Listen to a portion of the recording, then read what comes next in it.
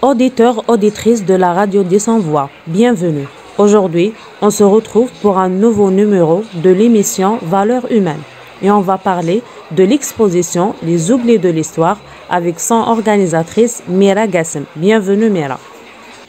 Bonjour et bien ravie et merci à Radio des Sans-Voix d'être venue à nous. Alors Mira, parlez-nous de cette exposition. Comment avez-vous l'idée de faire une exposition sur les femmes de l'histoire algérienne? Alors, à de l'exposition, Anna, en tout cas, le contenu historique, parce que je suis la personne en charge du contenu historique, Mira Gassem, fondatrice de Bebzmen.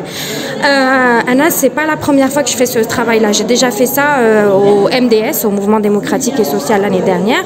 Donc, comme c'était au mois de mars, c'était une journée porte ouverte pour le parti. On m'a laissé cette chance de faire ce premier travail intégralement sur les femmes, puisque c'est les grandes oubliées du récit historique. Cette année, et puis je m'étais promis de l'améliorer, de rajouter d'autres biographies parce que l'année dernière j'avais fait ça un peu à la va-vite. Cette année, c'est mon amie Fatma Zahra Bouaouni, artiste peintre, qui allait justement proposer son exposition au Bastion autour des femmes, et elle m'avait dit alors pourquoi pas on ferait pas ensemble puisque tu l'as déjà fait. Et moi tout de suite j'ai dit oui parce que là où je peux avoir de la visibilité autour du rôle des femmes, je le fais. Donc voilà comment est née l'initiative des oubliés de l'histoire. Et pourquoi vous avez choisi ce nom, Les oubliés de l'histoire, Al-Mansiyat min at-Tarikh?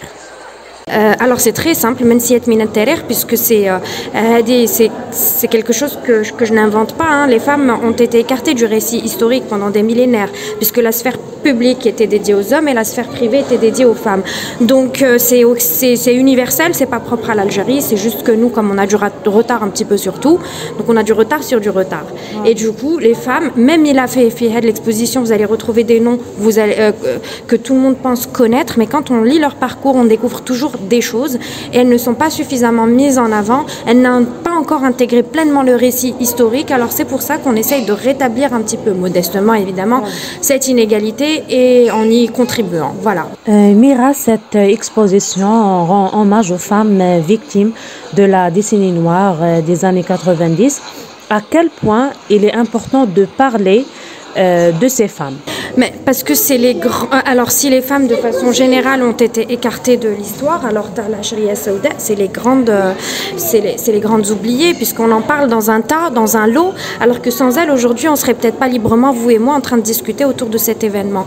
Il y a des gens qui m'ont demandé justement, parce que qu'il y a tout un aspect qui est dédié à la résistance au féminin. On m'a dit, mais Hadouma, c'est simplement des victimes, c'est pas des femmes qui ont. Si, elles ont inscrit leur histoire, puisque les profils que nous avons choisis sont des gens qui ont résisté. Et donc, les 12 professeurs, dont 11 femmes qui ont résisté parce qu'on leur a interdit de continuer l'enseignement. Elles ont refusé d'abdiquer, elles ont été assassinées. Amel Zenoun, qui est un emblème aujourd'hui, tu as les femmes assassinées dans les années 90, on lui avait intimé l'ordre d'arrêter ses études, de porter le foulard. D'ailleurs, le bus, elle était la seule à avoir été assassinée sous le regard de tout le monde. Jahnin, qui était la première, l'une des féministes les plus en vue de cette époque-là. Enfin, toutes ces femmes que nous avons décidé de mettre en avant, Flash Souda, c'est des femmes qui ont résisté. Quand on dit non, quand on n'abdique pas, on résiste, on est des résistantes et on a toute notre place dans l'histoire, forcément. Oui, bien sûr. Et maintenant, pour les Algériens, pour les médias, on ne parle pas beaucoup d'elles, on ne parle pas beaucoup des femmes martyrs ou victimes de terrorisme. Mardawch haqhom. Bien sûr, en fait, nous on pense que si, parce qu'il y a des noms que tout le monde connaît, Jamila Bouhired, Jamila Boupacha, mais si ces femmes se sont murées dans le silence. Aujourd'hui, on les entend plus, on les voit plus, c'est qu'il y a des raisons. Déjà, il n'y a pas eu de prise en charge après la Révolution. On les a remis au placard. Comme Saha, vous nous avez aidés, elles ont été utiles. Et puis après, certaines ont fait carrière après dans l'administration, d'autres se sont murées dans le silence. Certaines ont complètement quitté le pays. Quand on quitte le pays alors qu'on a donné on s'est battu au péril de sa vie, c'est pas rien, c'est qu'il y a des raisons. Déjà, il n'y a pas eu de prise en charge, mais on va dire que le pays était encore en construction. Aujourd'hui, on leur doit quelque chose. On doit les mettre en avant, beaucoup plus que de simples noms. Je peux vous assurer que même tous ceux qui pensent connaître les Jamilettes, comme on les appelle, personne ne connaît leur parcours. Il y en a qui ont mené des combats de tous les fronts. Louisa Terry El Hariz, elle a mené le combat pour la reconnaissance du viol en France. Donc contre la torture, reconnaissance du viol, et du coup c'était des sujets aussi tabous en Algérie, donc il y avait un autre front aussi en Algérie, elle s'en est pris de partout, et ça on l'ignore, pour nous c'est oui, Moujahida, on est content quand on la voit, etc. Donc c'est pour ça que oui, on a besoin de les rendre visibles. Pour la période de la résistance est importante parce que c'est une période contemporaine eu égard à l'histoire millénaire de notre pays, mais du coup, elle représente toutes les autres femmes. Voilà. D'accord. Mira, vous avez mentionné l'artiste Fatma Zahra Bouhouni. Pourquoi avez-vous inclus l'art dans cette exposition? Alors, en marge de cette exposition historique, nous avons le volet artistique qui a été organisé par Fatma Zahra Bouhouni, artiste peintre donc. Ça s'intitule Les gardiennes du temple. Donc elle représente toutes les femmes qui sont encore plus dans l'ombre, qui sont gardiennes de cette transmission.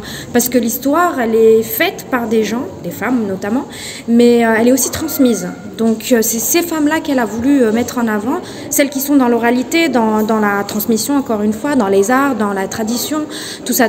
Et il faut savoir que son travail est très souvent associée au visage féminin. Donc du coup, c'était tout à fait logique qu'on s'associe. Et puis, elle est aussi très sensible à la cause des femmes.